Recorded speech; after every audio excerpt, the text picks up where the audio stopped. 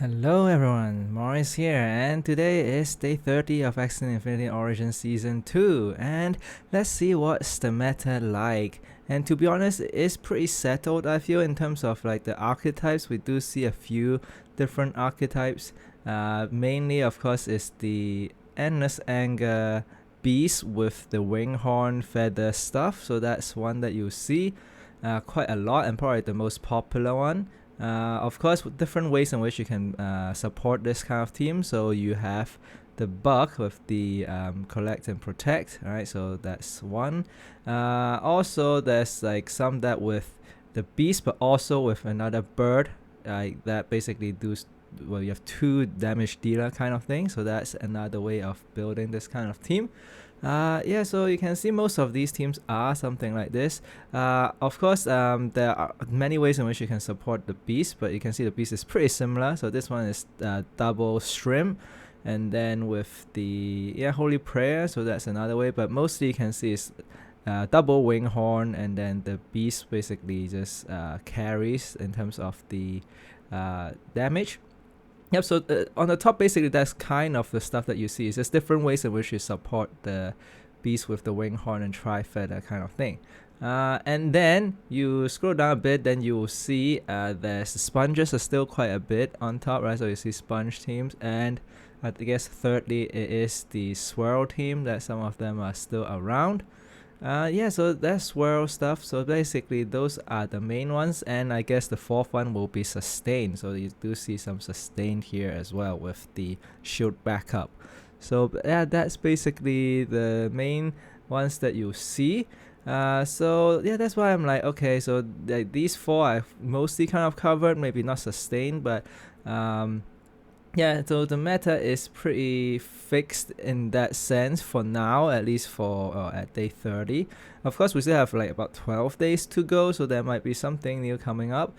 And the reason why today I'm actually going to, make a video of it is that I actually fight against a pretty interesting team that I do want to highlight. So let me just scroll down a bit so that you can see on top there is some of the other teams that are like Jinx stuff as well, but there is one that I really want to highlight because the rest is, you can see, pretty similar in terms of the gameplay, right? Jinx is something that is also good to see. So in a way there are like 5 different archetypes up there, but this is actually the one, right? So I'm gonna just go into it in a bit, but this is actually one that's like Endless Anger, but instead of using the wing horn stuff, it's actually just use the Purge to just deal massive AoE across the board with quite a bit of ramp. So this one is, I was like, I lost to this and I was like, what just happened? Yeah, so this is a pretty interesting build, and I might, suspect that we might see a bit more of this once people discovered it. So that's why I wanted to make this video. But before we get into it, let's just quickly look at the meta now, top 1000, see how it goes. And you can see it's still a lot of the aqua stuff, and then so there's not much change in that sense. But of course, this is top 1000, not top 100. Top 100 probably will be a pretty different distribution. But anyway, I actually wanted to look at the runes, and you can see Endless Anger is still the king.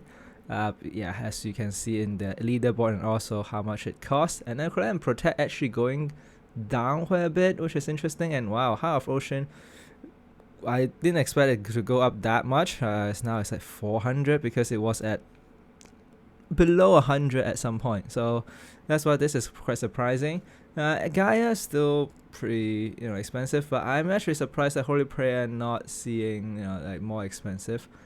Same for Feather Descent. So yeah, so if you want to build I won't say budget, but like a relatively competitive but not so expensive team, then maybe these Mystics runes are something you should look for, right? The Feather Descent and the Holy Prayer. Okay, in terms of the charms, and yeah, so again, pretty interesting. The Flamingo Hammer is something that I'm like, why is it like even so so expensive? And of course, partly is that it is like a lot of people are playing the birds card, especially like things like Grandma's Fan kind of thing, so it's pretty useful. Yeah, so I guess that's part of it.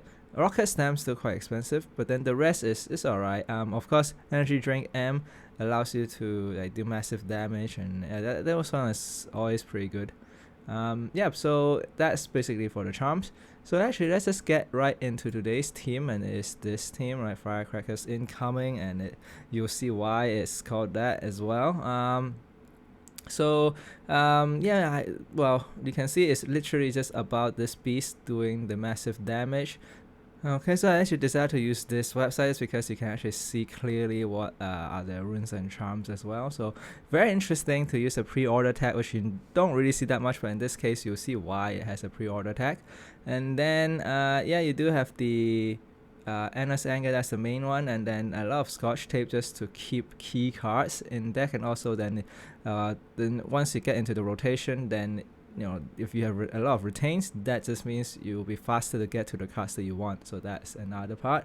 And then yeah, you can see it's rising pretty well in terms of the rank, and you do see, of course, like once you get up there, you'll get some losses, some wins, and yeah. So but I feel like this team can have quite a lot of potential. Of course, like it can lose to Sponge, but it can also win against Sponge. So it's it's a relatively competitive team, I would say, but it's not like the matchup is very one-sided. So sometimes it loses against Sustain, sometimes it wins against Sustain. So similarly, sometimes it loses against the Ringhorn stuff. I'm pretty sure, yeah, there are some wins against Ringhorn stuff as well. So it is a pretty standard matchup. So actually, let's just look at one that I think could be pretty interesting. So let's just look at one maybe against Sponge and see how this one goes. Okay, let me pause it here first. Very important to see what are the Axies, especially for this kind of team. I would say it's more like a combo team, similarly to the Sponge team, right? Because you spend a lot of time setting up and then do massive damage in one turn. So first of all is you do have the Moonlight Thief, so ramp is very important in this build. So you can see that's why there is Nemo, and then Innocent Lamp also. So it's actually very interesting that you start off with the Innocent Lamp, so that then you can actually start getting the Nemo and ramp. I think that's usually how you use this.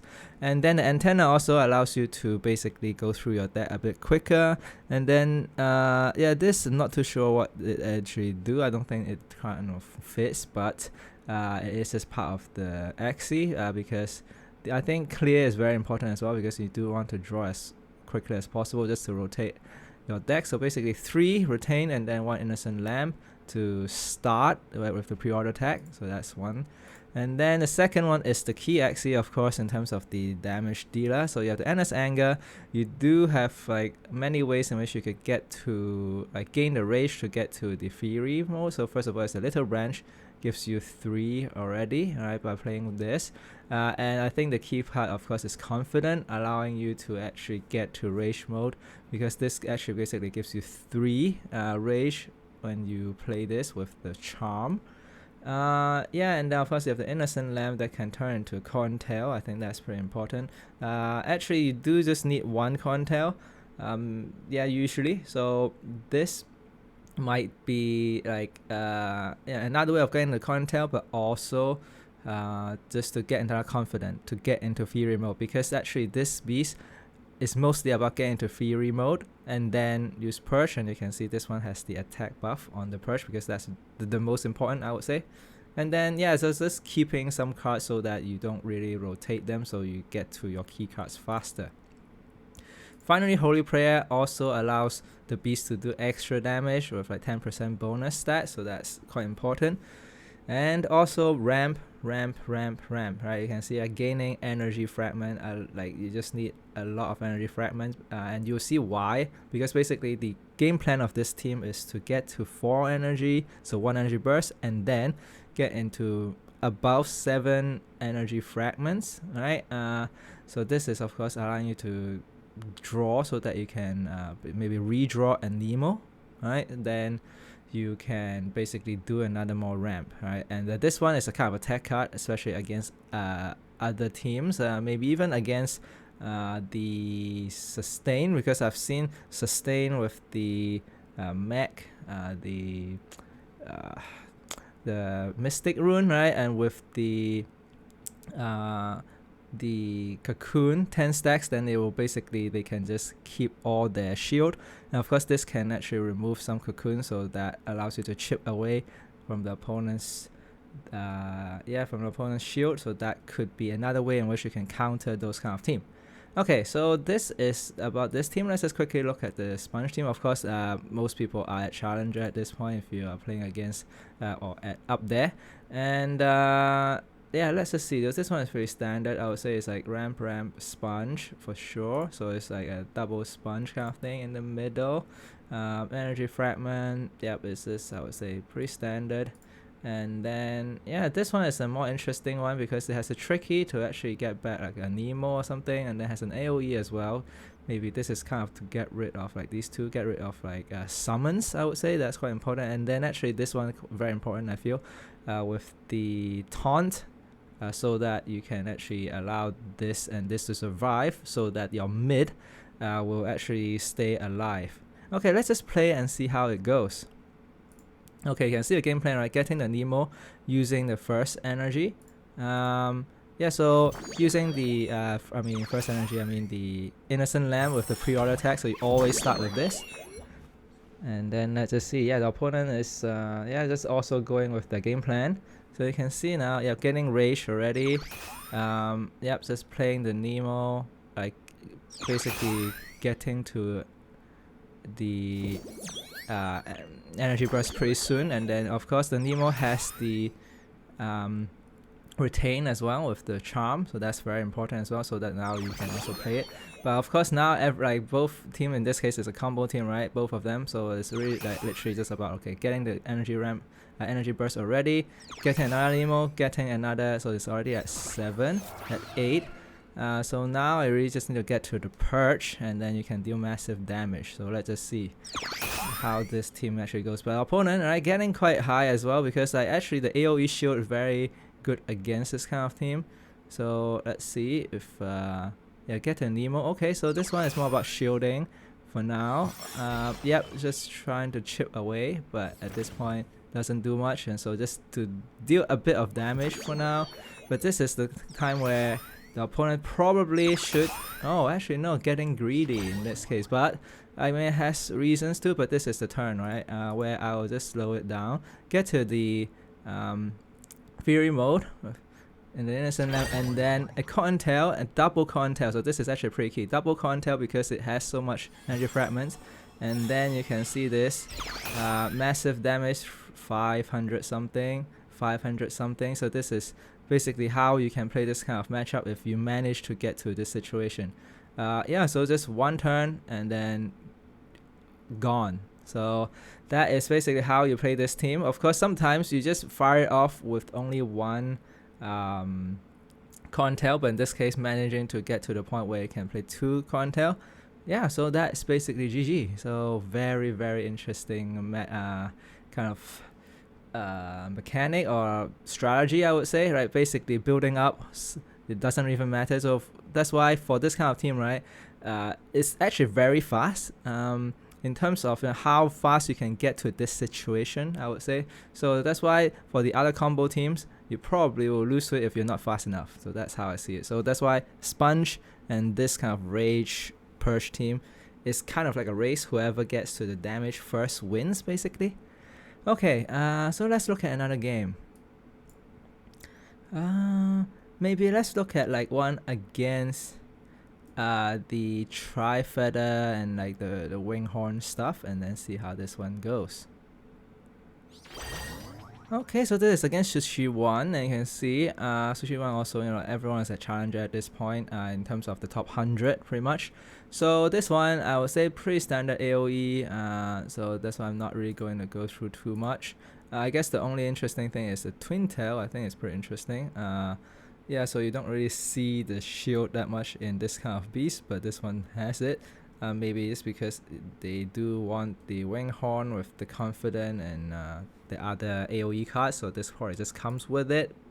And then yeah, the Moonlight Thief as well. So this one yeah, probably is like in a way a counter to the strategy of the ramp, just because like you do get to steal, so meaning the opponent ramp a bit slower, so that might be part of how this team kind of wins. So let's actually just go and see how yeah, this plays out. Okay, so just going to the same game plan, right?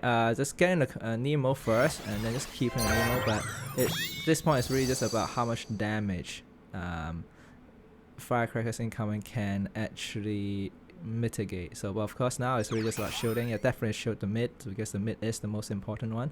Probably play the antenna just so that you can thin out your deck a bit. And then yeah, so it's really just about how much damage. So you can see the shield is actually mitigating quite a lot of damage. So actually, Firecrackers doing pretty well at this point. But of course, yeah, Shishi 1 is doing quite a lot in terms of just gaining the rage and gaining the feather. So let's just see. Yeah, so forced to use that to gain energy, but now like stealing energy, yeah, that might be one of the energy fragment might actually contribute quite a bit to it. Okay, the wing horn is here, and then I think that's why the mid is going down. I think that's the, I guess, main problem. Because once the mid goes down, then it might be a bit tough. So let's just see. Because yeah, it's just got basically AoE down. Yeah, because couldn't really get to the rage at this point. Oh, okay, still managed to get to the rage with. Oh, yeah, but without the, yeah, doesn't have enough damage because didn't have enough of the energy fragment. If imagine they had actually a 7 energy fragment using a Cottontail, maybe it would have been enough for the KOs. But in this case, yeah, once the beast is down, then I think it's pretty much GG. And yeah, so it's basically just a race. In this case, Firecracker has just kind of lost the race there because yeah, this kind of rage team, not rage team really, it doesn't really about the rage, it's actually just the wing horn really just deals so much extra damage so quickly. And now yeah, not enough damage to finish an opponent off, and that is GG's. Yeah, so hopefully you kind of know how this strategy of Purge and Fury works, and yeah, it's I must say a strategy that, I mean, I am pretty interested to kind of try it out. But of course it is not easy in the sense that you do need very specific Axies to be able to ramp up and then do the Purge stuff. But it can be very satisfying, as you saw in the first game, where you can just like one shot the opponent's 3 Axie in one go. So yeah, it's but of course you do need like this very specific kind of Axie. I feel maybe the eyes can be different, but otherwise you do have to be able to have probably sometimes you do want to have 2 Cottontail like the first game. Of course you do have the confidence with the charm, so that you can actually get into fear mode relatively quickly, and then the rest of the team has to be able to ramp up such that yeah, you get to the point where you can just deal with the opponent quickly before they deal with you, right? So ultimately it is a race, and so you can see just now, if you know something didn't quite line up and you kind of delay a turn, then the opponent, let's say for the first game, right, the opponent can just fire off the bubble bombs and win. So that's why it's yeah, it's pretty close in terms of at the top, right? So sometimes it loses to the sponges, and partly it's because for the sponges, right, they do have the AoE shield of 60, so sometimes you just can't KO them, and once you know they are left with maybe a few HP, then the sponge with the bubble bomb can just deal massive damage and KO your beast, and once your beast is down, then it's gonna be pretty tough to come back. So yeah, so this is very interesting, so maybe you can give it a go, and yeah, I'll see how many people actually might try out this kind of strategy. So this is probably an upcoming strategy that people might try out. Okay, so this is it for this video, so thank you for joining me, and I'll see you next time.